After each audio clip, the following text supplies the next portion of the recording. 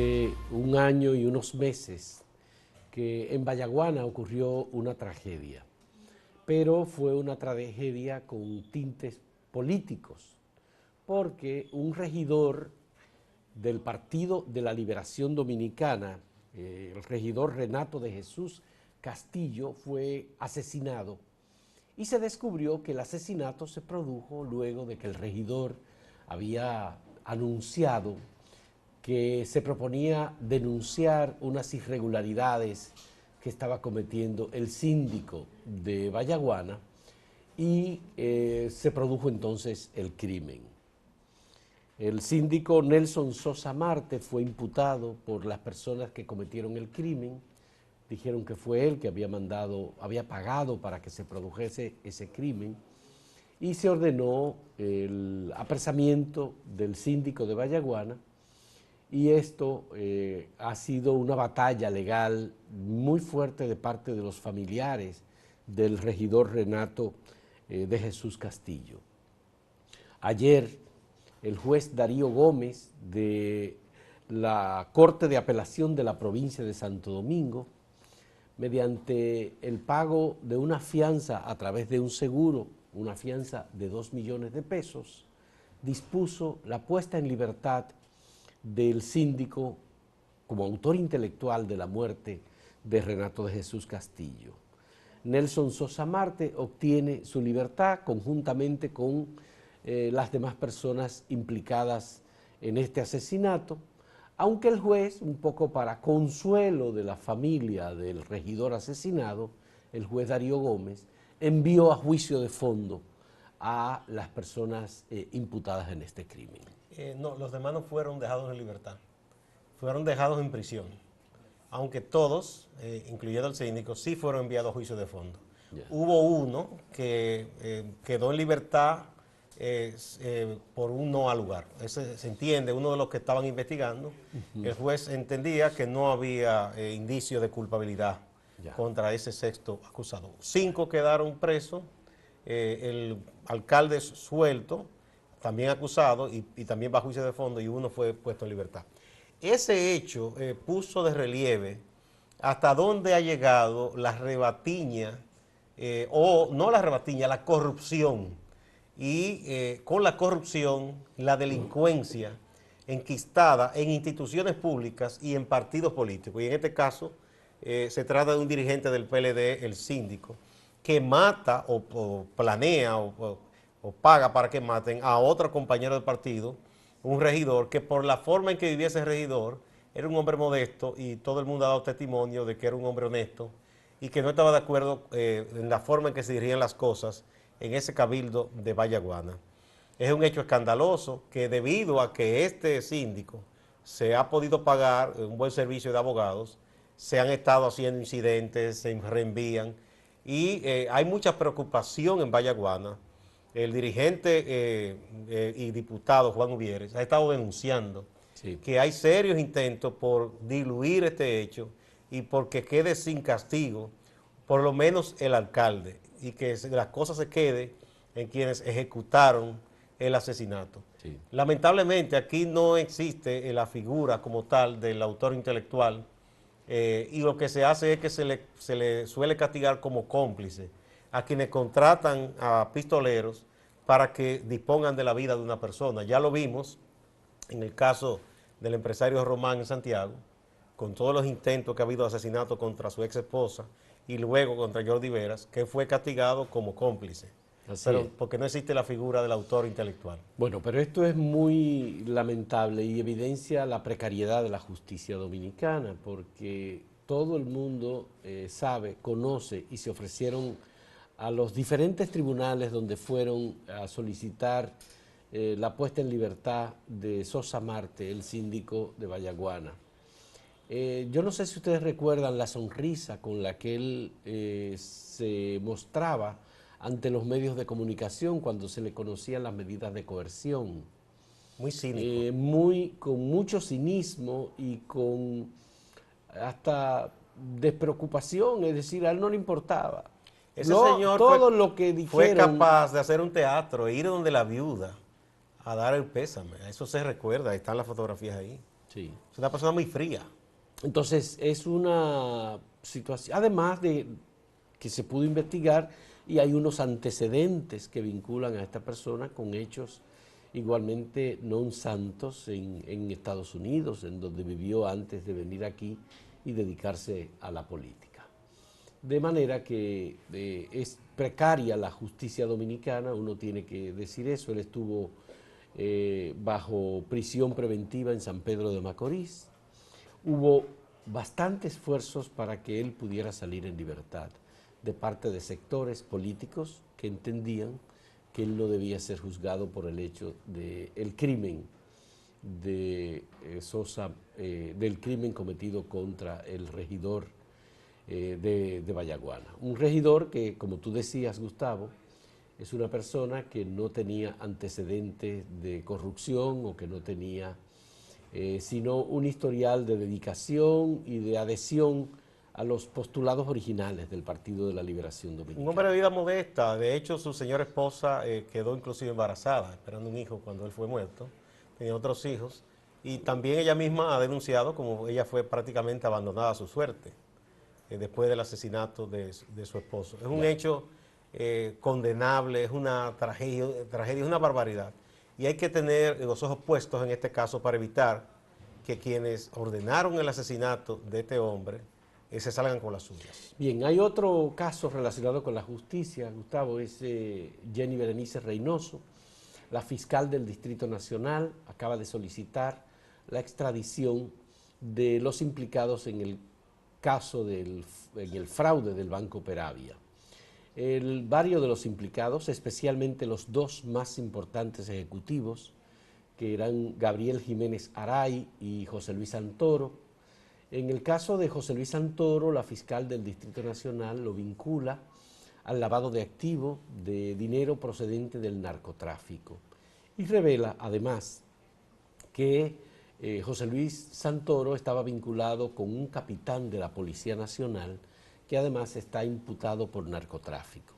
Este capitán de la Policía Nacional lleva por nombre Bresnev Jiménez Jiménez y está siendo procesado por el delito de venta y negocio con drogas o narcóticas y prohibidas en República Dominicana. Pero, ¿qué dice Jenny Berenice Reynoso sobre las actividades de José Luis Santoro y de Gabriel Jiménez Aray?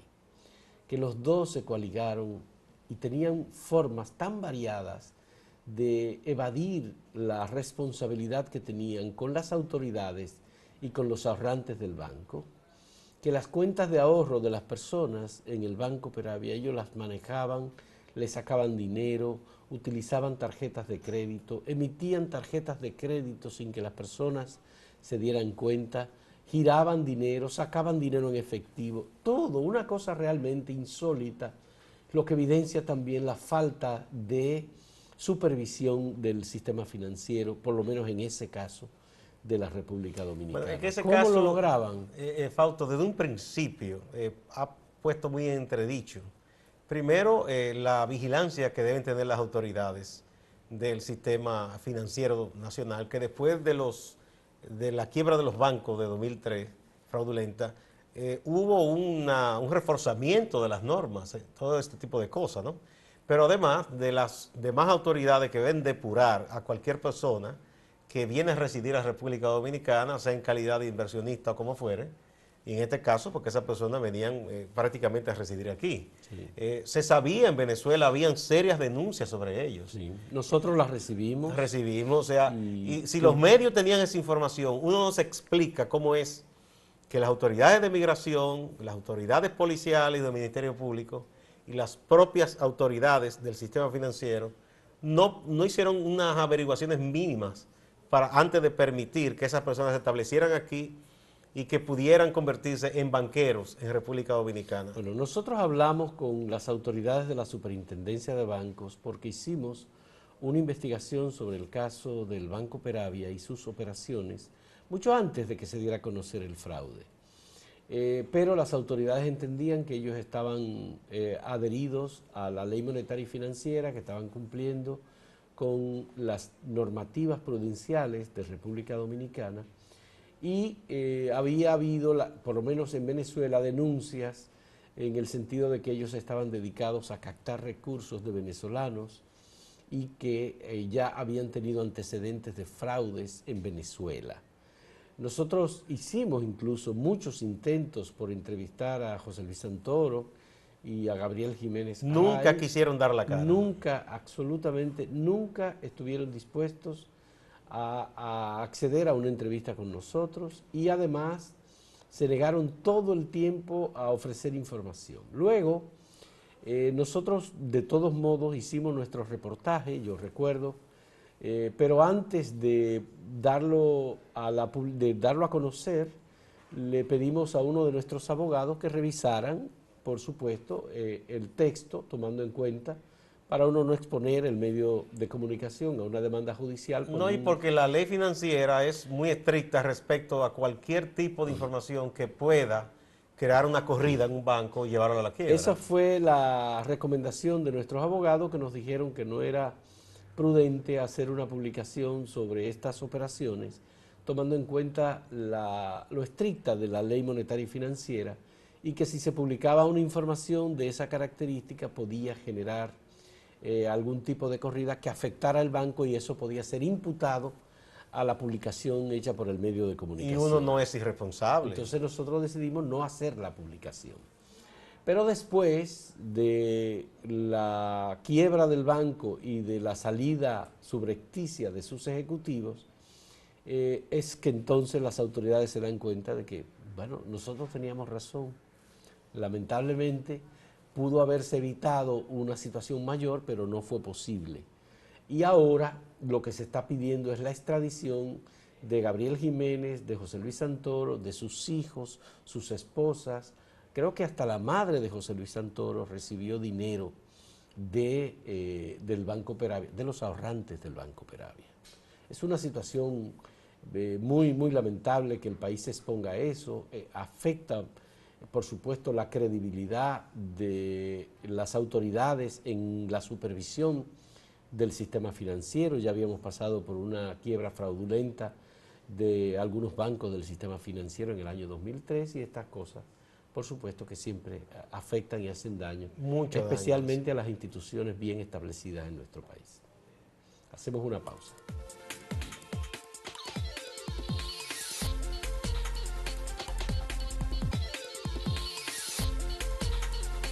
Fausto, en este país hay cosas a veces un poco extrañas. Parece risible, aunque son asuntos muy importantes. Con esto de la reunión que sostuvieron el presidente Martelly de Haití y el presidente dominicano Danilo Medina el martes en Barahona, a la gente le sorprendió un poco lo improvisado del encuentro, porque ninguno de los dos gobiernos hicieron un anuncio con mucha anticipación ni nada. Luego se dijo que había sido Martelly, que por diversas situaciones y presiones... Roberto Rodríguez Marchena lo dice. Sí, había pedido la reunión. Ahora la versión ha cambiado y ahora hay otra versión que incluso luce creíble de que la petición de la reunión vino de aquí, vino del gobierno dominicano, que a su vez el presidente Medina recibió la sugerencia de un grupo de empresarios muy importantes con los cuales se reunió en la ciudad de Santiago, ¿verdad? Y que le dijeron, presidente, es bueno que usted se ponga de acuerdo con Haití, no podemos seguir en esta situación de que estemos con ese problema de diferencia en el comercio, el asunto de esta restricción terrestre, lo que llaman veda, esas cosas, y que de ahí pudo salir eso y de encuentros anteriores que el presidente había tenido con empresarios. Ya. Mira, hay muchas empresas comprometidas, lamentablemente, empresas dominicanas que tienen infraestructura instalada, que tienen costos operativos y administrativos, que tienen empleados, una nómina que pagar, que dependen del comercio con Haití. El cálculo del sector empresarial es de aproximadamente 400 millones de dólares que estarían siendo afectados. Eso sin tomar en cuenta todas las pequeños comerciantes, micro comerciantes, gente que indirectamente de negocio informal come, vive de ese intercambio comercial dinámico, constante entre Haití y República Dominicana, que ahora está reducido al mínimo. Al mínimo, prácticamente está reducido. El vocero del presidente Michel Martelly de Haití aclaró en el día de ayer, apellido Dupuy, que la reunión se había producido a solicitud del presidente de la parte dominicana. de la República Dominicana. Entonces, esa versión del vocero de la presidencia de Haití coincide con esa versión que tú ofreces de que serían los empresarios dominicanos quienes le habrían pedido al presidente dominicano que gestionara una conversación con Martelly.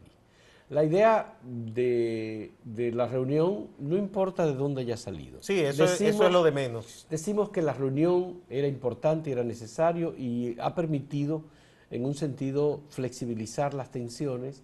Haití va a enviar un embajador a República Dominicana va a devolver a su embajador a Haití, pero Danilo Medina formalmente en la reunión de Barahona no le habló a Martelly de la prohibición de la importación de productos de República Dominicana por vía terrestre. No habló de eso Danilo Medina.